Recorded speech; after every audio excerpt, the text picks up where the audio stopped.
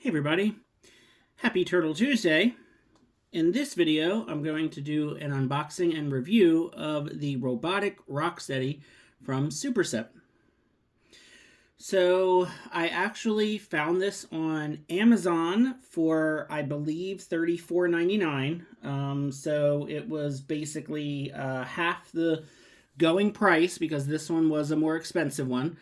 And yeah, I did not pre-order this one. I didn't get this one. I just thought it was too expensive for what it was. So I just decided to wait it out, and it all worked out great. So I have already kind of partially opened this and everything, but I wanted to do the reveal with the slipcover since we don't really get to do that anymore because they're not doing that with the newer figures. So here we go. There is Robotic Rocksteady in the box. He is a big, thick, chunky figure, that's for sure.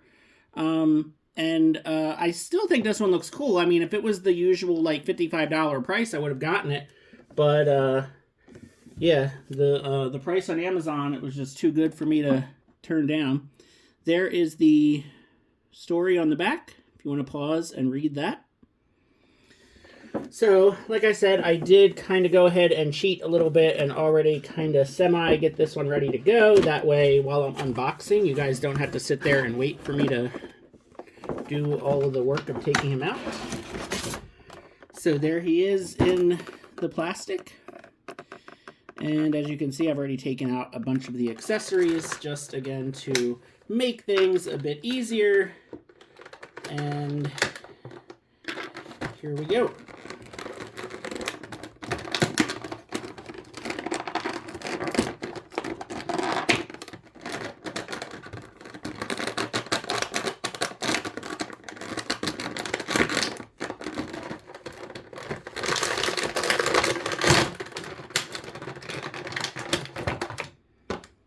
So here is the Robotic Rocksteady out of the box.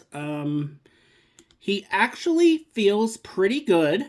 The hips might be a little bit loose, but overall, he's actually a pretty cool figure.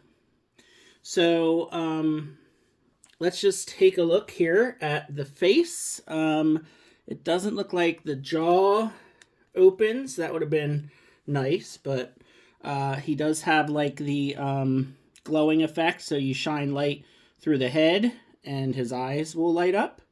Can't really do that now because I can't turn off all the lights, but that's pretty cool. He's got these guns on the back that do turn, so you can actually point the guns forward, kind of like, you know, almost like a war machine kind of look, or you can have them the way the vintage figure is. Arms actually feel pretty good. The elbows, wrist joints all feel good. He does have some bicep swivel. So overall, actually really good. Let's see, the waist does turn. Not a whole heck of a lot, but that's kind of to be expected. The one hip, his left hip is a little loose, but actually not bad. Knees actually feel really good. And his ankles are also pretty good. So I am delighted that this Super7 figure actually seems pretty sturdy. And yeah, I was a little nervous with him being a bigger figure. Some of the bigger figures from Super7 have had issues with the hips and the knees. The back, not a whole heck of a lot of detail, but still, it looks pretty good. Now, of course, the one big thing about this figure is it just has like the metallic silver paint job. It's not actually vac metal. It's not actually super chromed out. Now, I understand that, you know, if this was a fully vac metal piece, it would have some issues with the quality, and it would probably have been even more expensive. It probably would have been $100. So I think for what it is and just how it looks on its own, it's actually pretty cool. I will put the link for Amazon up. I don't think it's available anymore at that lower price that I paid. But, you know, if so, I'll definitely put the link in the description. So out of the box, he has weapon gripping hands. We also have open displayed hands. And of course, closed fists. So a nice array of hands.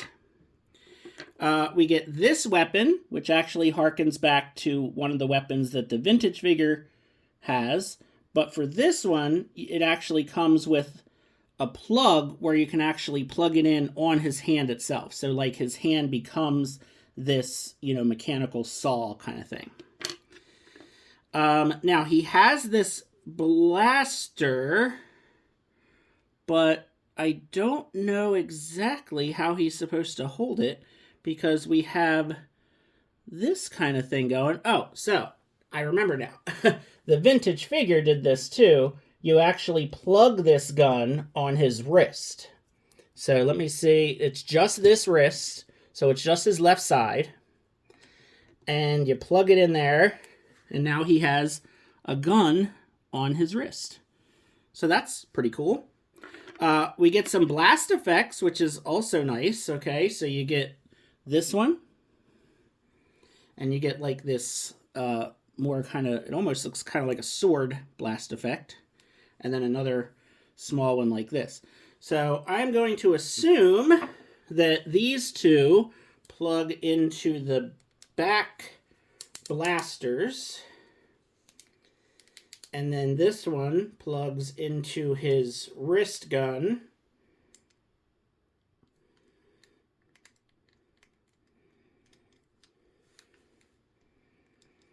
And when you get him all situated, maybe. So the only problem is his wrist gun, you can't really put it to where it's like parallel with the floor. But this actually looks pretty cool. So you can put the blast effects in his two top cannons, and then this blast effect fits in the gun, and you have a pretty formidable looking robotic Rocksteady. So that is actually really cool. I like that. And then he also comes with this shield. So a nice big purple kind of clear shield. And I would imagine that this will go into his hand, hopefully pretty easily. Let's see if I can do this without heating up the hand. Also, always a dangerous thing with a Super 7 figure is trying to stick the weapons in. But his gripping hand actually does seem to be fairly... Well, it just popped off. I was going to say... Well, since his hand popped off, let's see how he looks with this other attachment. So that actually looks pretty cool too. So you can actually get him, you know, the saw part just becomes his hand. So that's cool. I do want to see what it would look like with him actually holding his shield. So let's try to get that situated here. That's about as best as I can do without taking a bit more time with it.